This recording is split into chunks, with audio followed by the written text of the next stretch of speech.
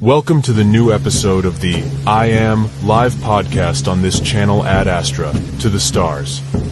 On this channel we are going to talk and unveil the success stories of enlightened personalities, supernatural phenomena beyond scientific investigation, the existence of aliens or advanced species, UFO sightings, philosophical and psychological topics aligned with occult and esoteric truth. I am Sir Neats, your host in this I Am live podcast. Welcome once again to my the new episode of my YouTube channel and Astra to the Stars. Today I'm going to talk about a very interesting topic, which is very also controversial now in our understanding, in our consciousness. The title of this topic is The Science of Magic. So, a lot of people misunderstand magic as an illusion because its mechanics of manifestation is invisible to the naked eye or to our five senses. But in reality, magic has a process that is traceable and logical. If you have understood the secret and the esoteric laws of nature or the quantum mechanics. So today I'm going to dive into the topic of magic as a science based on material and efficient cause, meaning you can trace the origin of manifestation and material cause, whereas in efficient cause, the origin of manifestation is invisible to the naked eyes. Now I will explain the origin of the word magic or etymology. So magic comes from the word magus or magi, as this is mentioned in the New Testament. In the New Testament during the birth of Christ, and this word magus and magi, is very famous in Persia.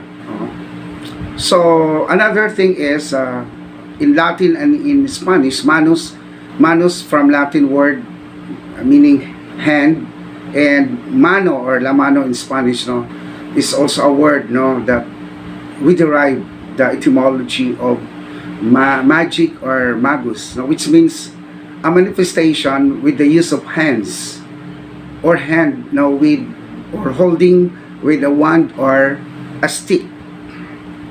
Now, Greek magicians in ancient times came from Persia.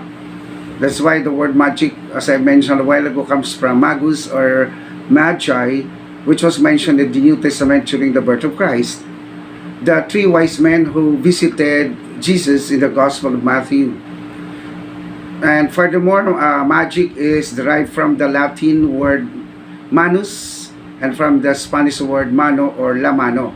In English, it is expressed as manifestation of something real with the use of hands or hand holding with a stick or a wand.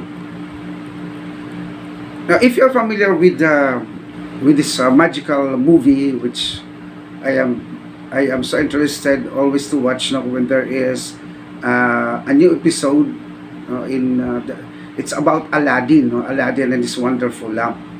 So this magical story and popularized in the movie, wherein the character uses his hand in rubbing a lamp to manifest the genie, who would grant 3 wishes in an instant manifestation.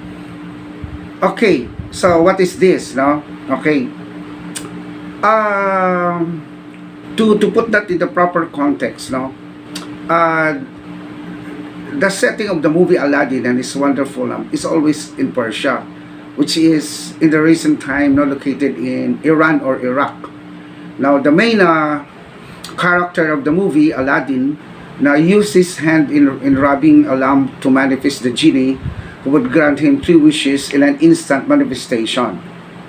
Now to explain this more, to understand, Aladdin, who plays a wayward and unconventional character of a teenage lad in the movie and has reached the higher dimension beyond 3D because he is eligible to receive the three wishes and his rewards, from the genie in finding the magical lamp. Now we have all the embedded magical lamp now in our existence, because we are all energy in the form of light and sound. In other words, we apply spell or sound in doing magic, as it expressed in the phrase or spell, your wish is my command, as mentioned by the genie in the movie. Now, if we're going to look at magic, we can compare magic to miracle, because also miracle, it's also an extraordinary events, defying the laws of nature. Sometimes we cannot trace where the material cause comes from. So magic and miracle have similarities.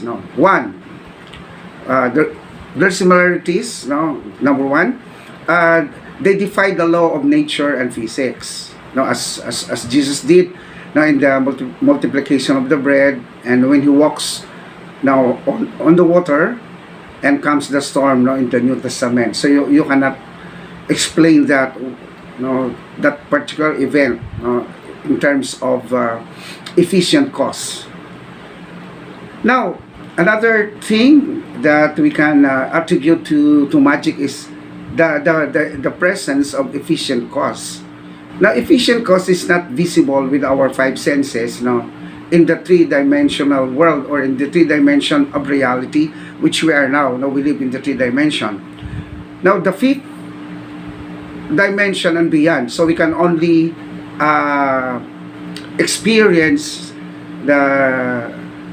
yung magic as it is an instant event. Now, it's beyond time and space. Now, if we are in the fifth dimension and above, so when God created the universe in the Old Testament, as in the book of Genesis, as I mentioned, let there be light, and there was light. Okay, so the time here is an illusion, because when you are in that particular consciousness or dimension, time is an illusion. So it means you can see the result of magic as an instant reality.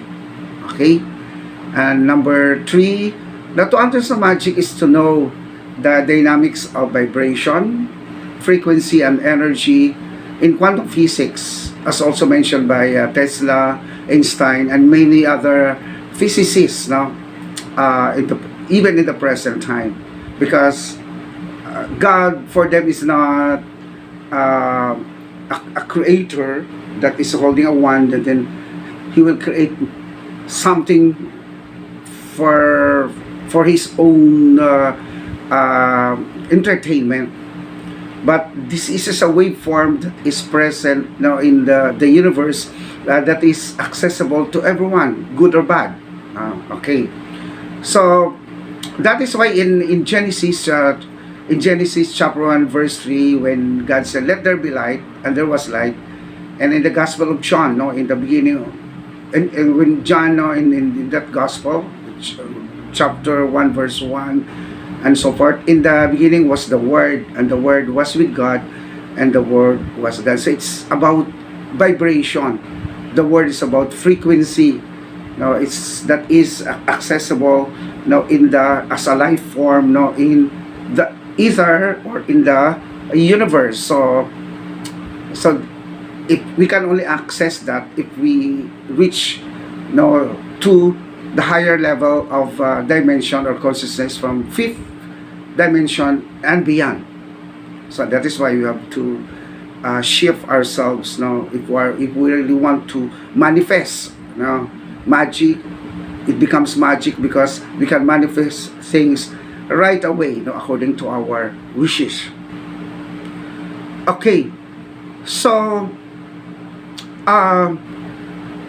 the instant manifestation of matter is possible in the fifth dimension and higher, because there is no space and time. They are just illusions in 3D in our world, three-dimensional world. in our physical world. It is only consciousness that matters through vibrations, spell, or incantation. So if you can understand everything, if you can understand the nature of the universe, as mentioned by Tesla and Einstein, now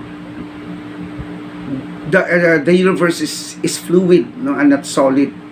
Now in the 3D world, then we can do magic. We can do things that is not understandable now in the 3D world reality, or in the three-dimensional world. Now there is another one wherein in our 3D world, now in this our world, we want also to manifest things, no, especially material things that we need. So we go into in the Christian point of view, we go to prayer, now ask God for the things that we want. But in other traditions, especially in Hindu, and even in as also in quantum physics, we have this the man, you know, or we ourselves have this what we call energy centers. We have 7 major energy centers, or we call that chakra. So this can help us if we're going to activate our chakras, so that we can also manifest matter, from our thoughts. Okay, so we have 7 major energy centers or chakras, which is called also in a Semitic, in Kabbalah they call this, in Hebrew, Kabbalah, Merkaba, a vehicle to transport energy from the ether to the physical world, to the 3D world that we live in, and convert that energy form into a solid matter. The important chakras now to be activated are as follows. The root chakra, which is situated in the spine, going down to the navel. The sacral chakra, or the creation chakra, where this human organ is situated, which has the potential to create human beings. And the third one is the throat chakra, that manifests matters in solid form through sound, spell, vibration, and incantation. So that is why if we're going to watch movies, magical movies like Harry Potter, so they use spell, and incantations. They have to make a sound. So the same as also when we manifest things, in our 3D world, we have to make a sound. We have to say it every day, and then that wish that we want will come true, because we can command, we can ask this waveform, this life form that is within us, that is accessible in the universe, as a form of energy. Now to understand this, and to understand this in our understanding in the 3D world, I would like to insert the video on how to form this what we call potency, from the mechanics, and how to put things that we want in scientific way. So I am very grateful this video from Marina Jacobi. She is a channel, a medium of the higher beings, in the Pleiadians, Arcturians, and many more, and she will give us a perspective, a sort of magic, or laws of attraction, how to form this wish that we have from our thought into solid matter, how to manifest our wish into solid matter. Marina Jacobi's protocol to manifest potency. A summary. Please note that this video is not a substitute for watching the original Marina Jacobi webinar, Protocol to Manifest Potency, Season 4, Episode 9. First, you need to study or know Season 1, Episodes 1, 2, 3, and 4. Step 1. Make your blueprint. Imagine a new hologram. It can be anything you want. When you want to manifest something, you start thinking from your mind, you start projecting a frequency into the hologram, a new reality blueprint, which is a frequency of your imagination of whatever you want to be. That could be you want to get married, you want to get love, you want to get money. It doesn't matter what that is, okay? Once you project that, that is your first step of the blueprint hologram, whatever you imagine, whatever you want. Make a scenario, make it like a movie in your mind, and relax, be in a calm state, whatever you feel like. You can be in nature, you can be next to the waterfall, you can be at the beach, as long as it's quiet, so you can focus on that. And from your mind, you start thinking by creating a reality, imagining it like a movie, whatever you wish to do. That is your first step that you need to do. Step 2. Include your heart. Add emotion or feeling to the hologram blueprint. The next step that you need to do is to include the heart.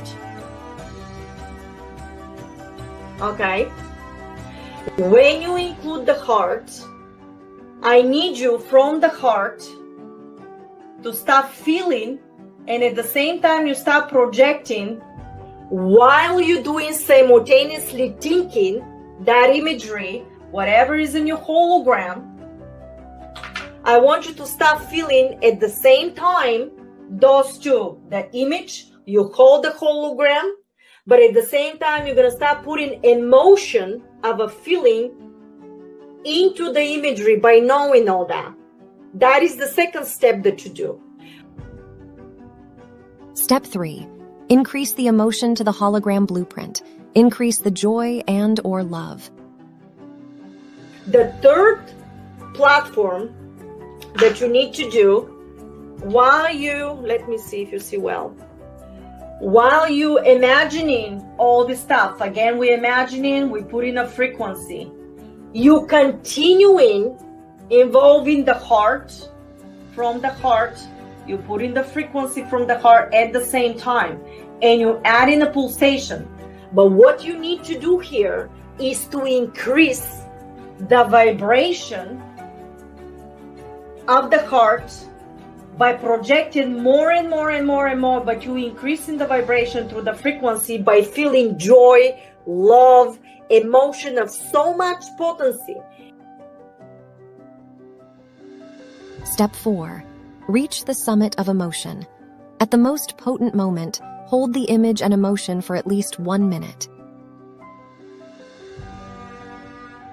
The fourth part that you need to do while you continue doing this, and you put in from the mind and the frequency from the heart on and on and on, and now is increasing so much, this is vibrating in a very high potency frequency, and you reach a summit of emotion, and you're holding the imagery at the same time with a frequency. Those two together reach so much potency in a hologram, and when you reach the summit that you know you can no longer can increase the feeling from the heart, you're already there, you vibrating all that with the image, that momentum that you have here, at the moment you do that and you reach the summit, you need to hold it. That frequency of the potency of the heart that you constantly projecting, and you reach the summit, you need to hold the highest potency. You're gonna hold and hold and hold. Try to do it like a minute or 30 seconds. Step 5. Drop the feeling and/or frequency of your activated hologram. You immediately drop that frequency. The frequency that you end up projecting from your heart constantly with so much potency to the point now you can't hold it anymore. You drop it. Literally. You drop it to zero. But what happens is you live in this part over here in an ether reality to completely hold the vibration of that frequency that you expanded. Now you end up activating ether structure within your hologram to vibrate in such a frequency to the point that now is ready for manifestation. Step 6. Take action daily to crystallize it into matter. You need to continue with the motion by taking action in a daily basis by knowing that this already exists. And you just need to bring this into matter. But what did we say to bring that reality to matter? After that, when you study season 2, episode 13, go to season 3, episode 8, when for 9 days you're going to practice how with action, after you learn season 2, episode 13, you to keep doing it on and on and on. Basically, the frequency of the action is on and on and on from the heart, knowing that it's there to take the action, because the action will crystallize this matrix to become matter. But how long it's gonna take, who is gonna do it, who is gonna come into your reality, you don't know, because it's again infinite of probabilities.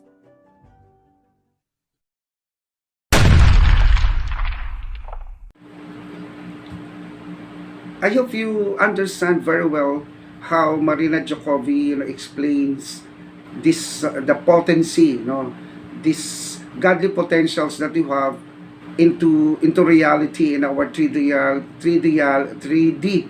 reality. So it looks like if we are going to get rid about time and space, it's an instant thing, because if you can do this in a higher dimension, in the 5th dimension beyond, it looks like magic in an instant. But we live in this 3D world, so therefore we have to wait for some time. There is space and there is time, so that is why it takes time. And this is what we call, we can trace the material cost. So the material cost is present because we have to wait for a longer period of time. Okay, but for those who have reached the higher level of consciousness, now they can what they think, what they wish they have in their consciousness, they can become. As we have that in in Exodus, when the God entity, in Exodus 3, chapter 3 verse 14, when Moses asked what's his name, and he said, I am who I am, or I am that I am. Okay, so there are two things to remember. First, why there is magic. It's not a trick, but the real thing that we can formulate to solid matter from our thought, because everything in this world is just from the principle. One of the principle of the Hermetic principles, the first principle is everything is mental. The principle of mentalism, meaning everything is mind, everything is fluid, everything is spirit, that can be harnessed, that can be accessed by our consciousness. So everything that we see is not solid. It's just an illusion or an agreement in our collective consciousness, or it's just it's just what we call this an electron, a negative charge. When you touch it, it's hard because it is just magnetism. Okay, another one, doing something, manifest something, or or explaining that phrase, I am who I am that I am. Now it's not manipulating the elements of life like fire, water. You manipulate, and then you will create flood, you will create fire in the forest. But the what we call these gurus, no, spiritual people, those enlightened people, no, they manifest what they want, what what wish to be in creation by becoming fire, by becoming trees. So you have to say, I am, then breathe that I am. So you have to become a tree. We can do that because we are part of everything. We have these similarities of component of life form in trees, in stones, because we came also from one monad, from God, and we can also manifest through our manifestation in becoming. So, and that's very, very difficult because it needs a lot of practice. In spirituality, you have to become enlightened. We have to understand this what we call this dimension, from the first dimension to the ninth dimension.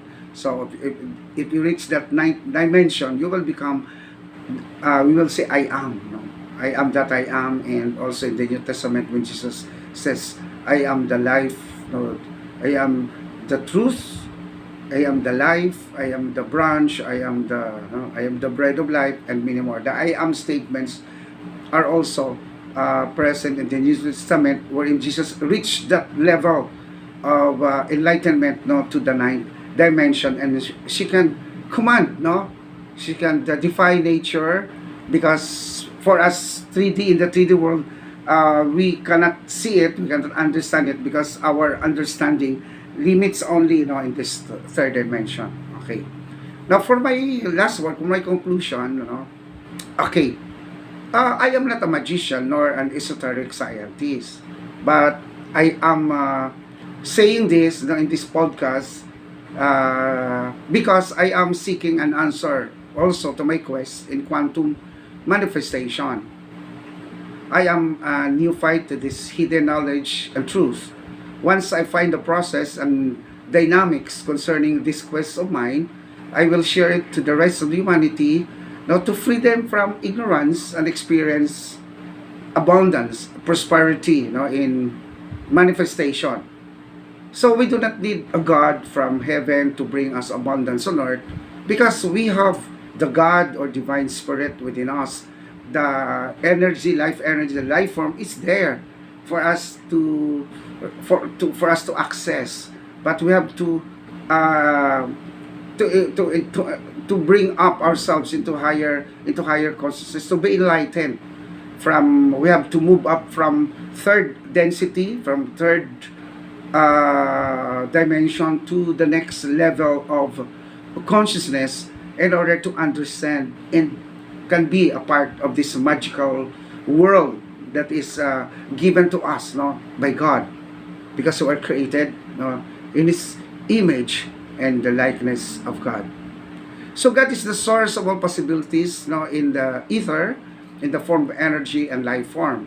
Although energy is everywhere and it is within our reach, it cannot be created, neither be destroyed, but it can be converted and redirected into a solid form by our thoughts, consciousness, and also with our actions, with proper vibration projected into the ether or into the quantum field. Thank you very much for listening, and as I always say before the end of this podcast, we came from the stars, and to the stars we shall return. Thank you very much.